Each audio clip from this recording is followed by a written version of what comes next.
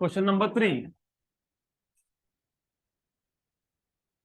The frequency of vibration F of a mass m suspended from a spring of spring constant K is given by a relation of this type, where F is C m raised to x k raised to y, where C is a dimensionless quantity.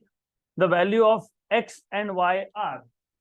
Again, ये आपको 12th के chapter number 5 oscillations में आएगा, लेकिन अभी से हम लोग कॉन्सेप्ट को इंट्रोड्यूस कर देंगे, तो थोड़ा ध्यान दो, बहुत इजी कॉन्सेप्ट है. Frequency of vibration of a mass m suspended from a spring of spring constant k is given by relation of the type c m raised to x k raised to y, where c is dimensionless constant. आपको पूछा है what are the values of x and y. मतलब basic idea ये है कि हमारे पास एक rigid support है, जैसे तो ऊपर स्लैब है, स्लैब वहां से एक स्प्रिंग को हमने अटैच कर दिया और इस स्प्रिंग के लोअर एंड पे एक मास लगा दिया, सम मास. और जब मैं इस मास को नीचे पुल करके छोड़ दूंगा तो क्या होगा? वाइब्रेशंस, राइट, मतलब ऑसिलेशंस. तो वही आपको बोला है frequency. What do you understand of frequency? What is the meaning of frequency in general? Number of oscillations in 1 second. For example, even sometimes I keep on doing this. So I am doing exactly the same. I am performing oscillations. तो मैं 1 second में, unit time में कितनी बार oscillation perform करता हूँ, that is frequency. तो same, इस mass को हमने अगर पुल करके छोड़ दिया, it start performing vibration. Number of vibrations perform per second is frequency, and frequency का फॉर्मूला दिया है C M raise to X K raise to Y. Good. अब आपको प्रॉब्लम सिर्फ एक जगह पे आएगा. आपको क्या पूछा है आपको? Find out x and y. अगर आप इस इक्वेशन को डायमेंशनली लिखते हो तो डायमेंशंस ऑफ फ्रीक्वेंसी, और सी क्या था? Dimensionless. उसको तो लिखोगे नहीं. Dimensions of m raise to x, dimensions of k raise to y. Frequency होता है 1 अपॉन टाइम. अभी मैंने बोला ना, number of oscillations per unit time मतलब 1 अपॉन टाइम. तो t रेज टू -1.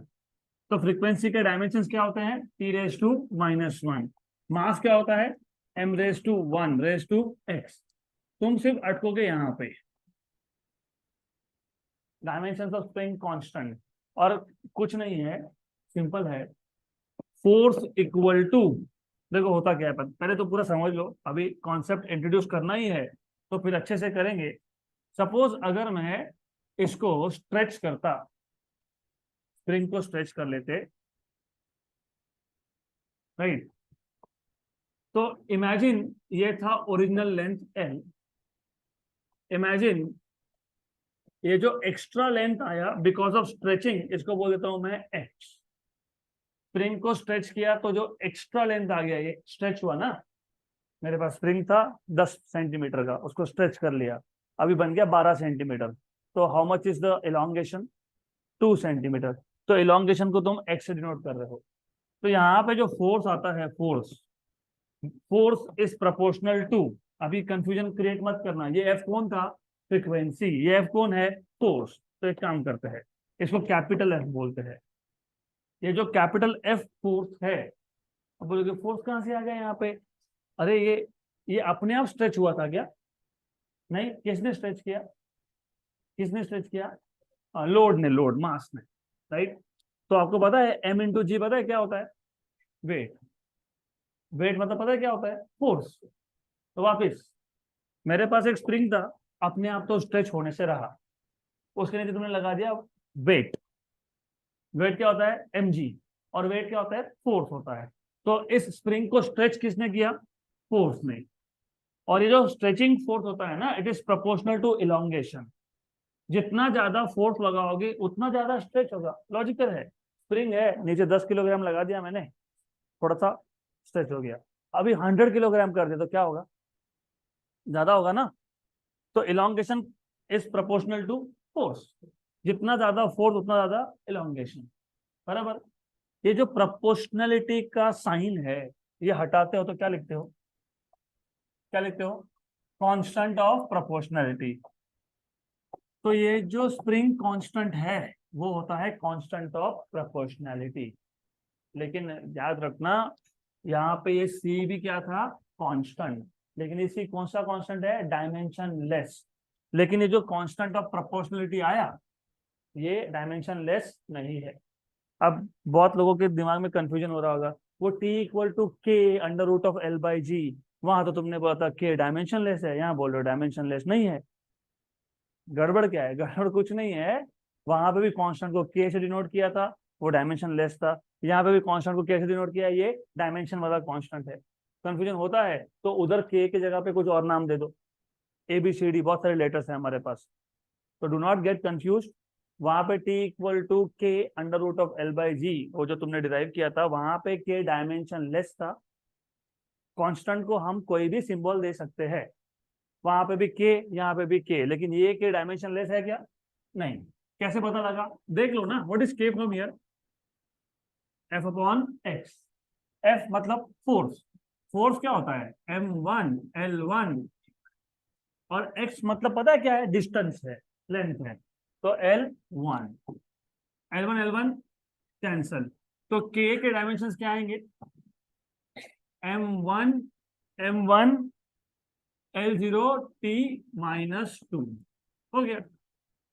तो स्प्रिंग कांस्टेंट के डायमेंशंस क्या है, क्या है, क्या है, m1 T-2, तो m1 T-2 डन। याद रहेगा, आप याद रहेगा ये स्प्रिंग कांस्टेंट के डायमेंशन याद रहेंगे, यस। ऐसा यूनिट बताओ इसका, ऐसा यूनिट, एफ मतलब फोर्स, फोर्स का ऐसा यूनिट क्या था, न्यूटन। डिस्टेंस मतलब मीटर, तो न्यूटन पर मीटर, न्यूटन पर मीटर, मीटर स्क्वायर नहीं, न्यूटन पर मीटर स्क्वायर प्रेशर था, न्यूटन पर मीटर, न्यूटन पर मीटर। चलो अब हो गया। अब थोड़ा सॉल्व कर लेंगे इसको, तो क्या आ गया, T⁻⁻1। लेफ्ट हैंड साइड में कौन था, T⁻⁻1। राइट हैंड साइड में कौन है, m⁻⁻x, मतलब m⁻x, बराबर, करेक्ट। देन यहाँ पे क्या है, m⁻y और T⁻⁻2y, m⁻y और T⁻⁻2y, करेक्ट। तो T⁻⁻1 m⁻2 कितना, 0, m⁻2 क्या आ जाएगा, x प्लस वाई, T⁻2 क्या आएगा, -2y। Do you remember something called as principle of homogeneity of dimensions. उसके हिसाब से लेफ्ट हैंड साइड के डायमेंशंस और राइट हैंड साइड के डायमेंशंस सेम होने चाहिए ना। इसका मतलब m का पावर लेफ्ट साइड पे और m का पावर राइट साइड पे इक्वल होना चाहिए, मतलब x प्लस वाई की वैल्यू क्या आनी चाहिए, और -1 क्या आना चाहिए। तो यहाँ से y कितना मिल गया, 1/2। यहाँ से फिर y इक्वल टू -x या x इक्वल टू -y, ठीक है एक ही बात है, x इक्वल टू -y, लेकिन y क्या है, हाफ, तो x इक्वल टू -½ तो x -½ और y +½ तो देखो ऐसा ऑप्शन होना चाहिए, होगा ही, है क्या, है कौन सा ऑप्शन, x -½ है और y +½ है, डी, डन।